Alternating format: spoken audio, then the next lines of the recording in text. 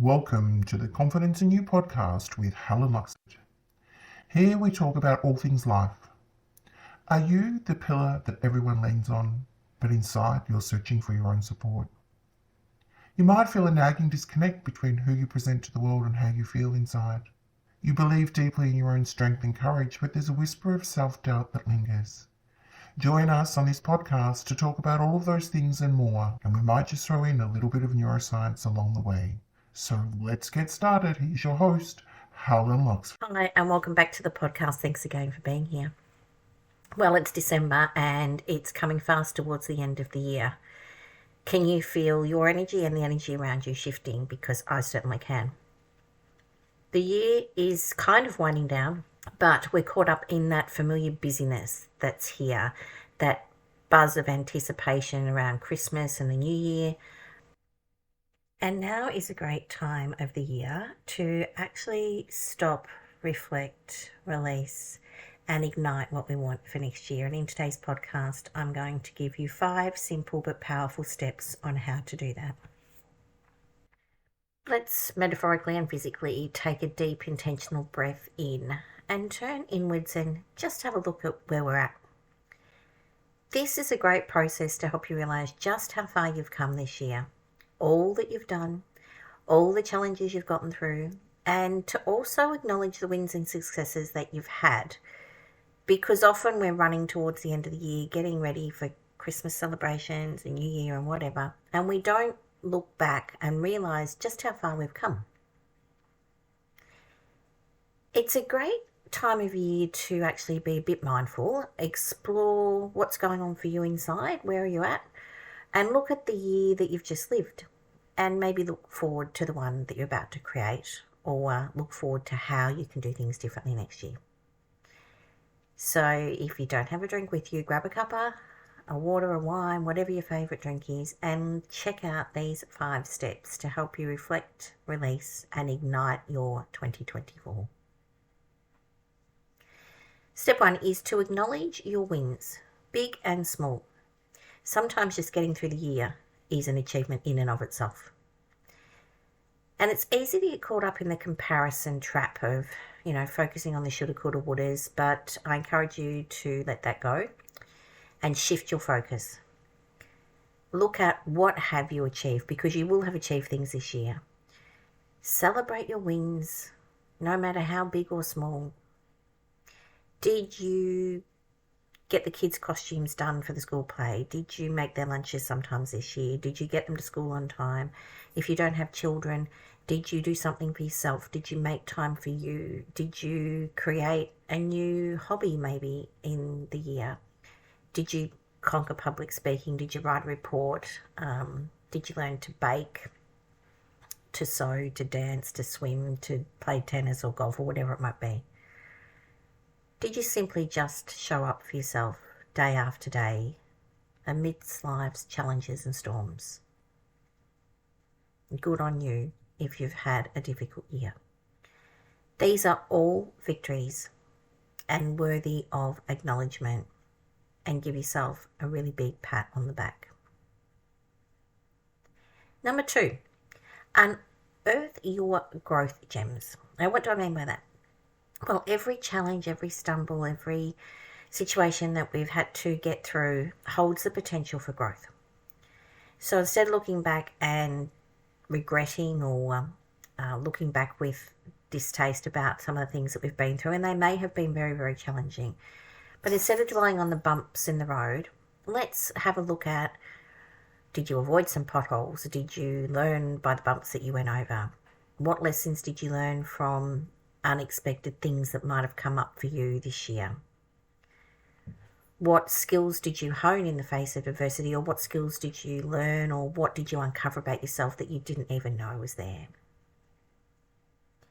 These are truly the beautiful things that you can recognize and embrace about yourself. These are the treasures that will help guide you forward, allowing you to reflect back and realize just how strong you are, and that you can dig deep and have resilience when you need to, and you can also ask for help when you need to as well.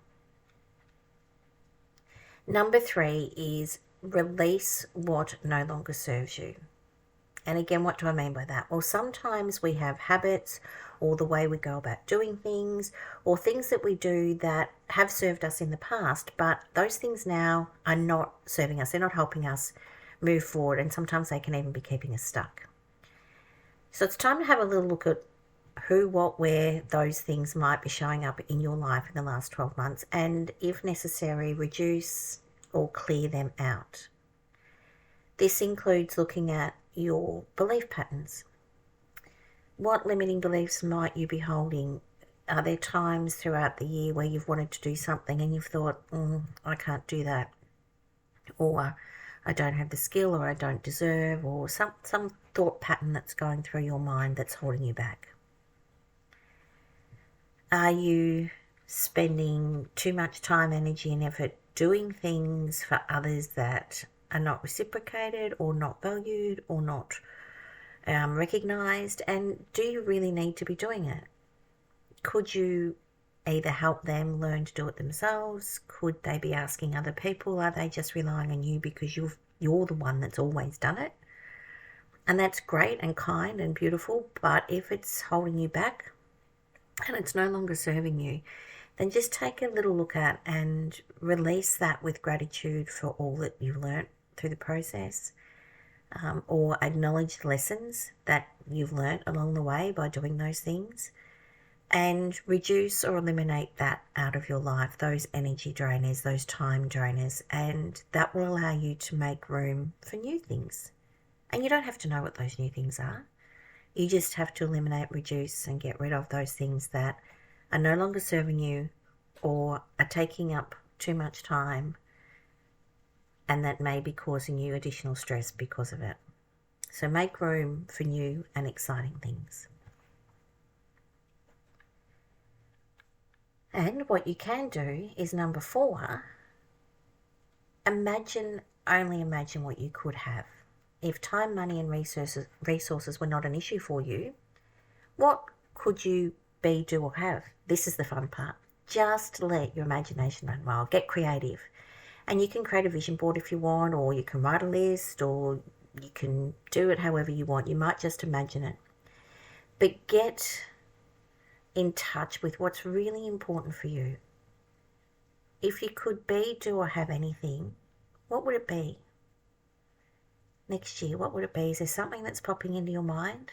And then if you've got a little voice saying, oh yeah, but you can't have that, or I don't know how you'll make that work, let that little voice go and just dream and imagine, what do you see yourself doing, being, having or achieving in 2024? Now it might be, how do you want to feel? Do you want to feel different? It could be any of those things. And what values will guide you to staying focused and achieving those things?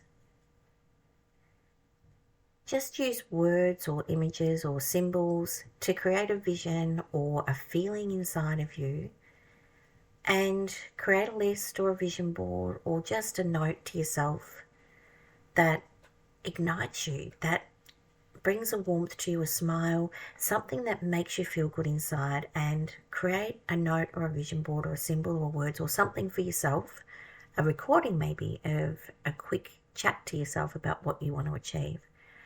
And that when you see, hear or listen to it, it ignites your soul and just serves as a reminder to stay focused on what you want to achieve different next year.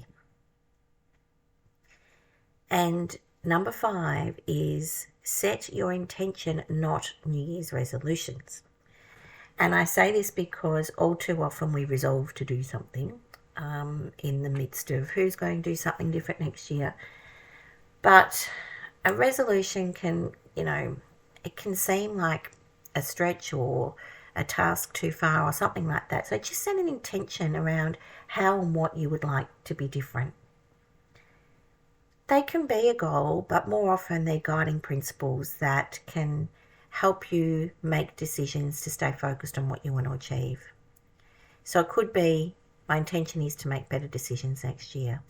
My intention is to actually think about how saying yes impacts on me, and my intention is to allow more space for myself and my intention is to say no or not yet or maybe later to things that I don't really want to do. And with that, what energy do you want to cultivate? Because sometimes a resolution can make us feel weighed down or held back, whereas an intention is, well, I'm going to intend to do that. And it can be like a compass for you to help you just stay true to what is your intention around next year and to help you navigate whatever might come up for you. So there you have it.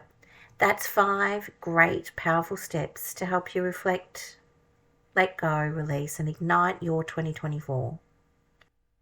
And remember, we're humans. There's no such thing as perfection or getting it right all the time. It's about progress and learning as we go. And most of all, I encourage you to be gentle and kind with yourself. Give yourself the grace that you would give others that are going through what you're going through. Celebrate your journey. Have an intention for next year on what you would like to be, do, or have differently. And trust the magic that comes when you connect with your inner self and what is really important to you. And if your intentions or your plans change, that's okay. That's okay. Change the plan, but the intention or the goal to be, do, or have something different is still there.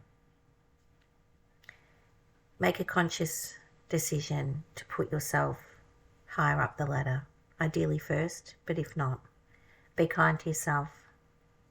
Be conscious of creating a life that you want. And I hope that you have a lovely Christmas, New Year, holiday season, and that you can start 2024 with a goal, a dream, an inspiration, an intention for how you would like your life to be more focused, to give you more self-fulfillment next year. And I'll see you on the next podcast. Thanks for being here. I'm Helen Luxford. Bye for now.